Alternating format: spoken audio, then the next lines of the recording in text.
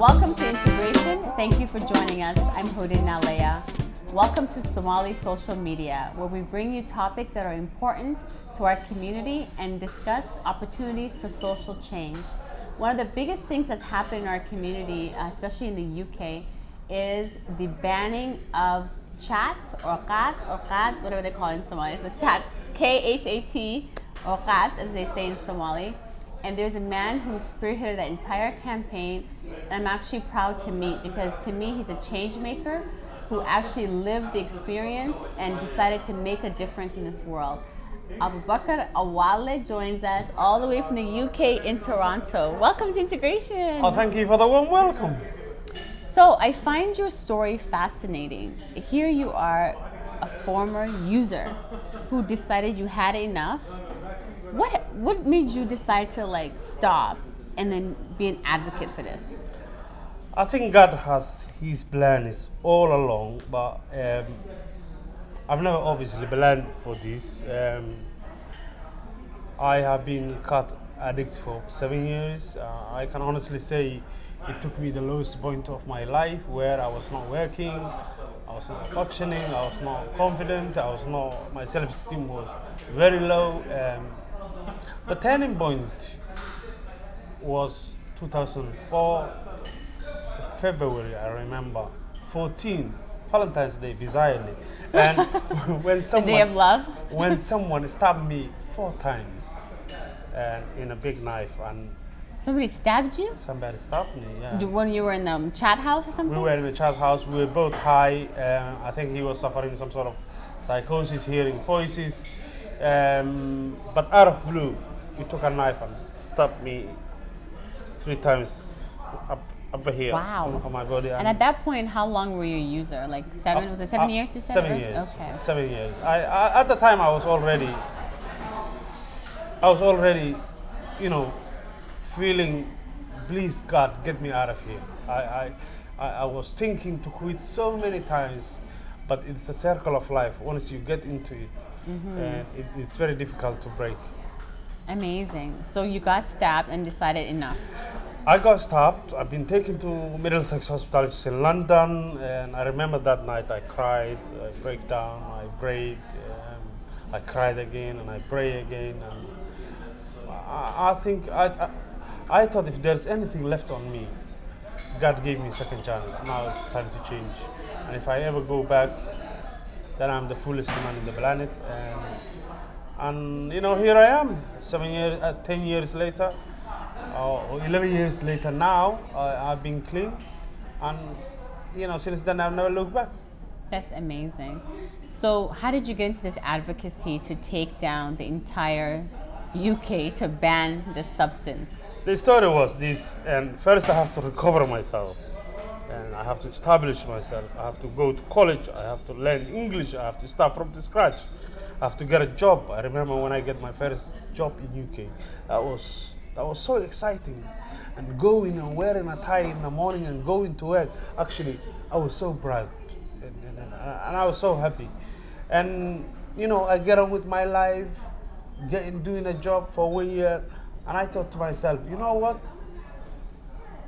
You survive a sinking ship in the middle of the sea, and it is dark, and I can actually hear people still screaming for help.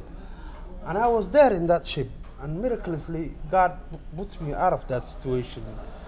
And I am in a dry beach where there is help available everywhere. So it was moral obligation for me to say, help, there are people in the ship, and that ship is sinking. And I started by going back to my local community, local schools, and raising awareness, speaking to young people, the danger, consequences of using Khat.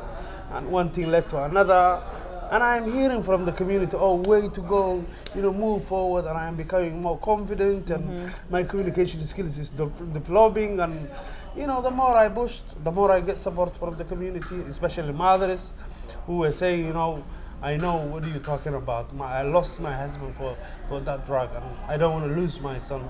Please keep going, please move forward, never give up. And it was very challenging. On the other side, it's a multi-million business empire for those government who import Khat, obviously Kenya and Ethiopia, where this drug comes from.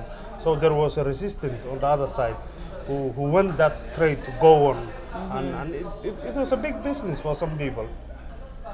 But we kept on pushing. I started to collect petitions, names of people who will support this, who agree with me for calling for Khat to be banned. And within 3 years of doing that petition, it was not online, it was annually, manually, knocking doors, attending weddings, going to the mosques. We've collected over 72,000 petitions. And then with that name and numbers and that high of numbers, when I got to get them together, the politicians were ready to listen to me. That's amazing. So basically, you decided to make a change from your own life change. I think, when I saw how lucky I am, I thought it's a moral obligation for me to speak up. And if I can, by advocating this, if I can change somebody's life, if I can, make my community better, obviously it was a good thing to do. Tell me what the effects are, like when someone becomes a user. Tell me how the cycle goes. When somebody Like with any addiction, right? But this one, like when somebody is high on Khat, he will come to you, he will chat to you, he's confident, he's cocky, he thinks he rules the world. And that, they call it marqan, which is being high. hey, Your problems are all sorted, everything's gonna be okay tomorrow.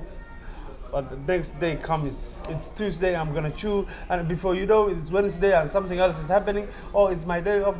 but in fairness, any substance that affects your mind, especially from a religious perspective, it's not good. Because at the end of the day, it's something that's changing your Mindset, brain. yeah. Your mindset.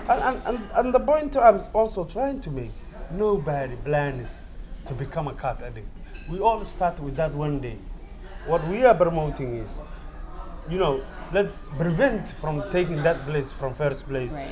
We've got plenty of activities to do, plenty of cultures where we, go and run and become a world champion. For God's sake, don't sit down and chew Khat. So what's next for you on this journey?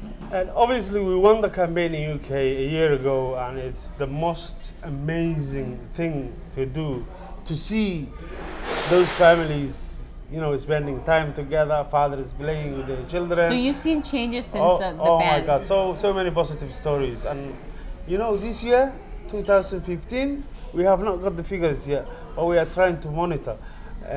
Something tells me it's going to be the highest number of weddings is going to happen in the UK. So many men are coming out from the car, getting jobs now, no more chewing. They are back in business and they're, getting married. Literally. Yeah. So there's more weddings because of this stopping. I think there's going to be more weddings in this year, definitely. Wow. What a change. And from there... From the whole to the whole life, right? Absolutely. And from there, no more domestic violence, no more, absent fathers. It will have a direct, effect on the young people's learning because father is there to support them, to do the homework with them. The behavior change. And I think, for the long term, the number of young Somalis who are finding themselves in the wrong side of the law will reduce rapidly. The achievement will go up. Somali women seem to be happy. If you walk around concentrated areas in London like Southall, you'll see happy Somali women smiling. Dra is back, Unsi is back. What do you And say? the Elna and everything. And, it's all good, alhamdulillah. But we thought, if this is how it has changed people in UK, what about in Somalia? Yes. And this is where we went back home. I have been in Hargeisa, in Buhole, in Mogadishu, in Galkayo, in Garaat, Bosaso, Garowe.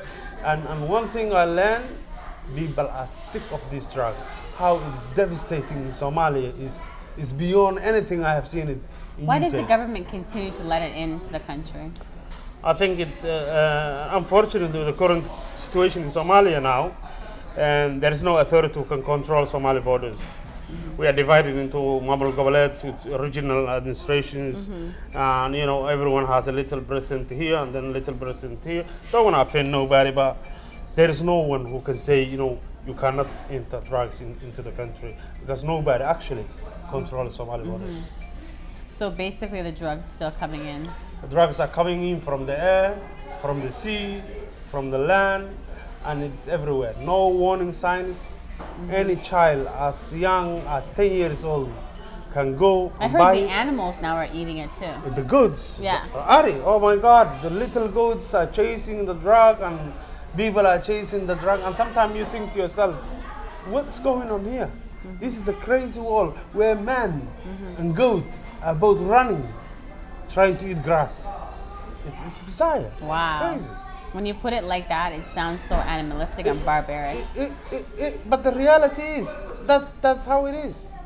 I mean, this is a grass.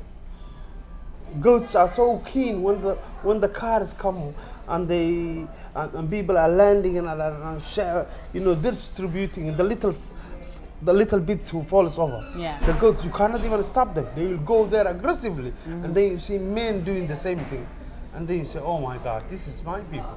This is crazy."